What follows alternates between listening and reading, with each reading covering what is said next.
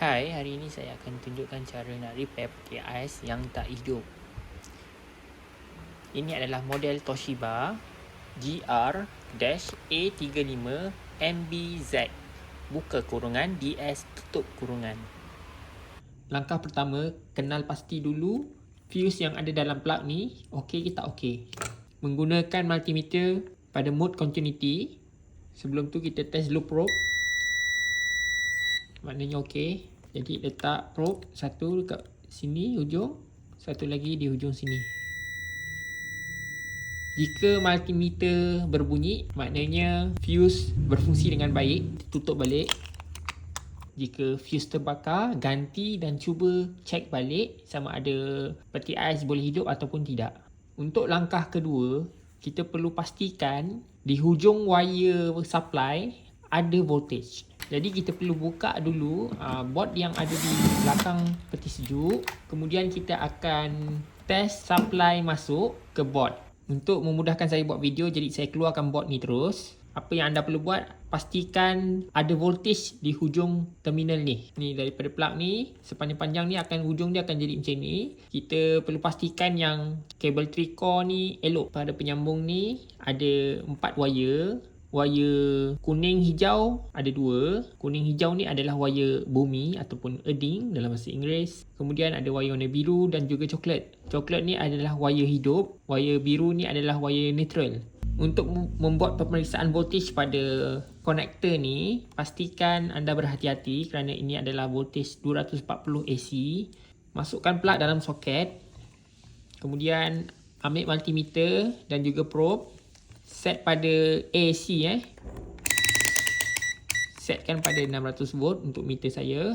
Kemudian kita akan letak satu probe di coklat dan satu lagi probe di biru. Jadi kita akan on supply dan kat situ boleh lihat ada bacaan voltage 248.6 volt AC. Okey, bila dah confirm ada voltage, maknanya tiada masalah pada wire 3 core ni. Andai kata tiada bacaan voltage di sini, anda perlu tukar wire 3 core ni. Kemudian cuba balik pasang dan try on peti ais. Okey, bila kata fuse okey, wire 3 core okey, ada bacaan voltage pada terminal input. Langkah ketiga, anda perlu pastikan dekat voltage ni ada 14 volt DC dan juga satu lagi tempat ni 15 volt DC. Ataupun anda boleh cek voltage pada kapasitor dua ni, 14 volt dan 15 volt. Mula-mula pasang dulu konektor terminal input ni. Kemudian pasang plug pada soket. Sebelum on, saya nasihatkan anda letak board ni atas permukaan yang tidak mengalirkan elektrik. Jika tidak, board ni boleh rosak. Sebelum kita on kan, kita kena jumper dulu terminal ni. Cari apa-apa dawai ataupun benda-benda besi yang boleh mengalirkan elektrik. Saya akan menggunakan solder punya timah. Bila selesai jumper terminal ni, kita boleh on lah. Okey, bila kita on, kita akan dapatkan bacaan 14 volt dan 15 volt DC. Set multimeter pada bacaan volt DC. Bacaan pada multimeter kita akan dapat 14.42 voltage. Jadi anda perlu letak satu di sini 15 volt positif dan 15 volt negatif ground nombor 3. Okey, andai kata 15 volt ada, kita beralih pula pada voltage yang seterusnya. Untuk cek 14 volt ni, yang positif kita perlu letak di sini.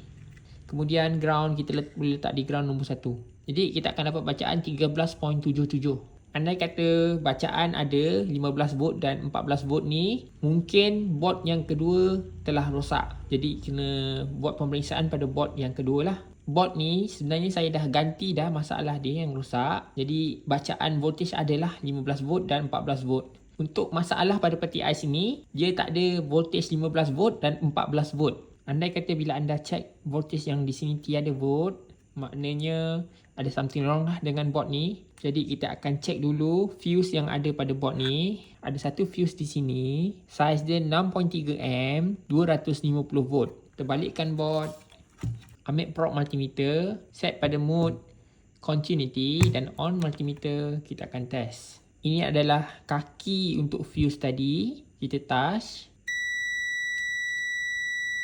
Jadi fuse ni tidak terputus. Bila kata fuse tak terputus, kita perlukan langkah seterusnya untuk mengenal pasti kerosakan. Pertama, kita akan cek dulu diod ni ada tak keluarkan voltage 300 volt DC. Kita akan on power supply. Kemudian kita akan cek kiri dan kanan rectifier ni. Satu di sini dan satu lagi di sini. Okey, seperti mana dapat kita lihat, ada bacaan voltage 351 volt. Bacaan voltage ni berlainan mengikut voltage input AC yang ada pada rumah anda. Tak perlulah ikut bulat-bulat pada bacaan multimeter saya. Andai kata rectifier ni tidak mengeluarkan apa-apa volt DC, kita akan beralih pula kepada volt AC pada range 600 untuk multimeter saya. Kemudian ambil probe, letak pada kaki rectifier yang ada di tengah-tengah ni. Satu di tengah sini, satu di tengah kanan. Okey, kelihatan ada voltage. Maknanya board ni okey, dia sampaikan api pada rectifier ni. Bermakna rectifier ni rosak. Jadi anda perlu tukar. Nombor model rectifier ni adalah D5SB60. Jadi boleh cari di Shopee atau mana-mana platform online dan kedai elektronik. Okey, langkah seterusnya bila ada voltage yang keluar, kita akan cek pula voltage yang sampai kepada kapasitor ni. Adakah voltage ini masuk ke kapasitor ini ataupun tidak. Balikkan dulu motherboard. Kemudian kita kenal dulu pasti di mana kaki untuk kapasitor tadi. Jadi saya dah kenal pasti di sini. Dan kita letak, kita akan dapat bacaan 351 volt. Bermakna voltage DC tadi sampai ke kapasitor. Kemudian kita off power supply. Dan cek lagi sekali ada tak voltage lagi. Kalau ada, bermaknanya kapasitor ni okey. Jika tidak, mungkin ada masalah pada circuit yang ada pada board ni ataupun kapasitor ni dah rosak. Selain daripada tu, nak kenal pasti kapasitor ni okey ataupun tidak, lihat secara fizikal. Jika kapasitor ni mengelembung, meletup atau selain daripada itu, bermakna kapasitor ni rosak lah. Kena ganti kapasitor ni. Kapasitor ni dia punya nilai dia adalah 150 UF. Dan voltagenya adalah 450 volt. Jadi boleh cari dan tukar jika tidak elok. Andai kata elok, ada dua kemungkinan besar yang menyebabkan power supply motherboard ni tidak keluarkan voltage 15 volt dan 14 volt. Pertama, chip inverter ni dah rosak. Kedua, setiap komponen diode yang ada pada board ni dah rosak. Kat sini kita tengok ada diode, banyak diode ya. Jadi kita kena test dulu diode ni okey ke tak okey. Untuk test diode, pastikan di skrin multimeter ada mode diode. Sebelum test kita akan letak dulu probe bersama dan mesti dapatkan bacaan kosong voltage. Kemudian kita akan test satu persatu setiap diode ni. Yang ada line warna putih ni untuk probe warna hitam, yang tiada line untuk probe warna merah. Jadi kelihatan di situ ada bacaan voltage 0.9, bermakna diode ni elok. Kemudian kita akan test pula pada sini. Okey, ada bacaan voltage. Kemudian kita akan test pula pada diode yang ini. Ada bacaan voltage 0.481.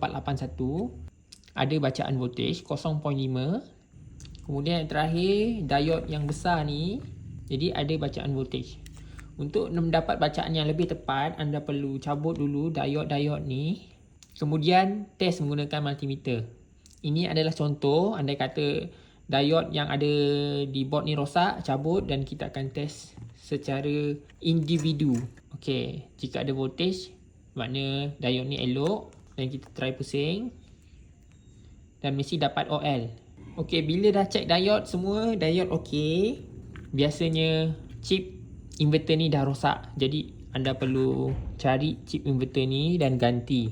Ini adalah nombor yang ada pada chip inverter ni.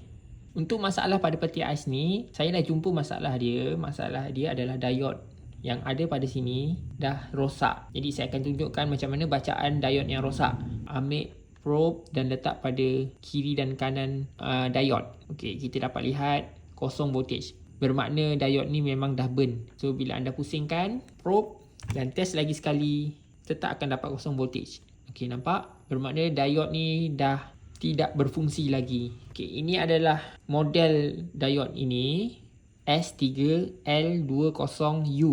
Jadi anda perlu cari di Shopee ataupun mana-mana platform online dan juga kedai elektronik. Jadi saya dah jumpa dah masalah dia. Saya dah replace diode ni dengan diode yang baru. Jadi board ni dah dapat berfungsi balik dah. Dia dapat memberi bacaan voltage ni 15 volt dan 14 volt. Jadi langkah seterusnya saya akan pasang pada peti ais dan anda akan lihatlah peti ais ni hidup ataupun tidak. So itu sahaja, lakukan step-step tersebut.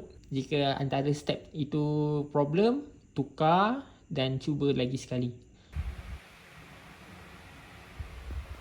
Sekarang saya dah pasang dah board balik.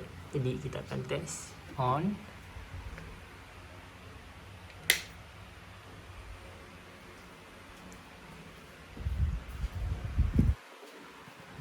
Okay, dah ada lampu balik.